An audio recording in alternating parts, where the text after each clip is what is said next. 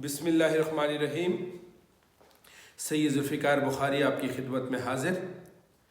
नाज़रीन, आज एक कॉल के साथ अपनी गुफ्तगू का आगाज़ करूँगा।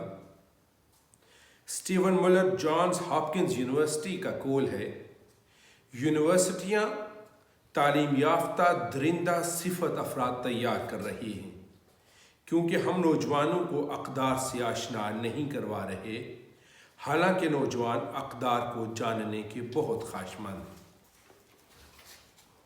इसमें कोई शक नहीं कि यूनिवर्सिटियाँ किसी भी माशरे में बुनियादी किरदार अदा करती हैं एक ऐसी नस्ल को तैयार करने में जो कि हर शोबा ज़िंदगी में अपने आप को मनवा सकें। वो इस लिहाज से कि ये तमाम इंस्टीट्यूशन की मदद कहलाती है। लेकिन जब हम वैल्यूज़ के अलावा तालीम देना शुरू हो जाएंगे तो फिर इस तरह के अक़वाल हमारे सामने आते हैं, क्योंकि आज की तालीम अक़दार से आरी तालीम है। आज हम मिलकर एक ऐसी तालीम दे रहे हैं जिससे पैसे कमाने का हुनर तो सिखाया जाता है, लेकिन तरबियत नहीं की जाती। इसीलिए किसी मुफक्किर ने कहा था, अनपढ़ आदमी तो चंद रुपए की चोरी करेगा, जबकि पढ़ा लिखा बहुत बड़े बड़े डाके मारेगा। और अशफाक साहब ने कहा था कि मेरे मुल्क को पढ़े लिखे लोगों ने ज़्यादा नुकसान पहुंचाया है बनिस्बत अनपढ़ लोगों के। हमने अपनी तालीम को अक़दार से दूर रखकर, अखलाकियात से दूर रखकर एक ऐसी नस्ल तैयार की जो इस चीज़ पे मुसिर रहती है कि हमें खुशी पैसे से मिलेगी। जब हम खुशियाँ पैसों में ढूंढना शुरू कर देते हैं तो फिर हर चीज़ ख़रीदना शुरू हो जाते हैं, उसके लिए चाहे जितनी मर्ज़ी ही कीमत क्यों ना अदा करनी पड़े।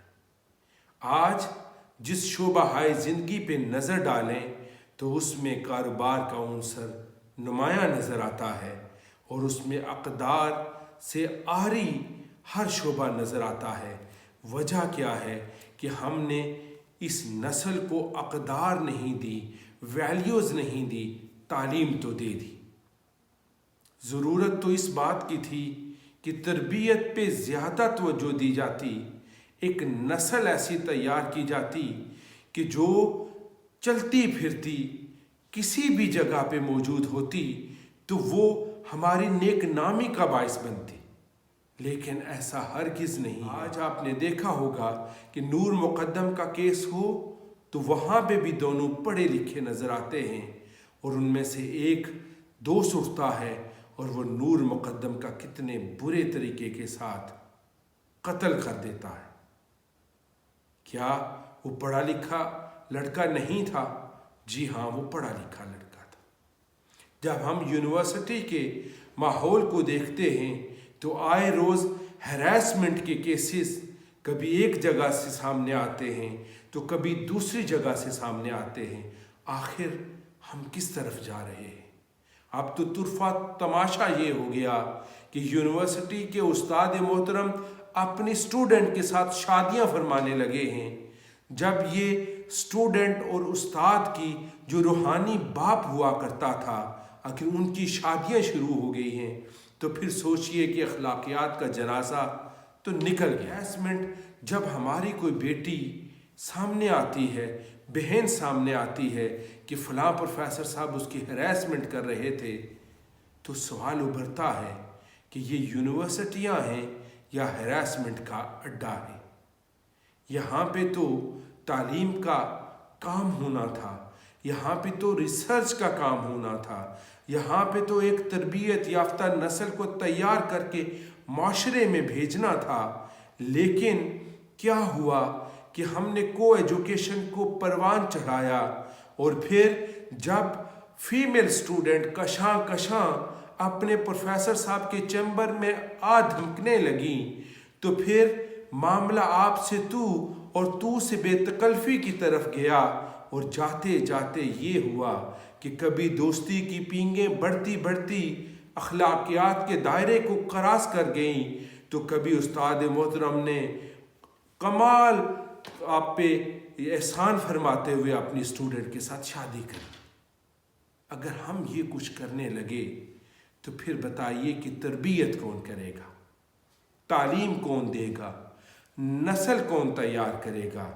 اور پھر یہ جو درسگاہ ہوتی ہے ماں جیسی ہوتی ہے، تو پھر ان درسگاہوں پہ اعتبار کون کرے؟ یونیورسٹی کے اور یہ جو بڑے لیول کے لوگ ہوتے ہیں، ان کو اتنی ہی بڑی تربیت کی ضرورت ہوتی ہے۔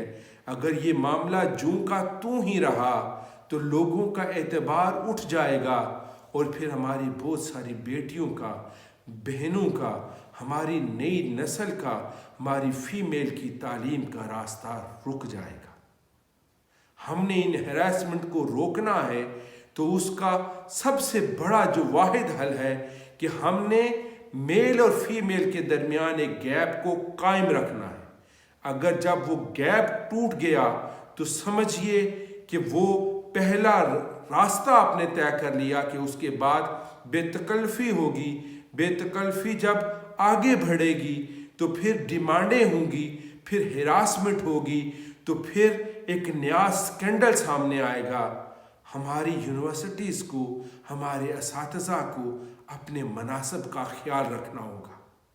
ایسا نہ ہو کہ پھر یہ آپ کا گریبان ہو تو پھر اس عوام کا ہاتھ وہاں تک پہنچ جائے، کیونکہ یہ اپنی بیٹیاں آپ پہ اوپر اعتبار کر کے آپ کے پاس بھیجتے ہیں، آپ کے اوپر اعتماد کر کے بھیجتے ہیں۔ اگر آپ نے اس اعتماد کو ٹھیس پہنچا دی تو پھر خطرناک اور بھیانک نتائج سامنے آئیں گے۔ میں اپنی بیٹیوں، بھانجیوں، بھتیجیوں اور اپنی نسل کی ان نوجوان لڑکیوں سے یہ ضرور کہنا چاہوں گا کہ آپ بھی احتیاط کا دامن پکڑے رکھیے۔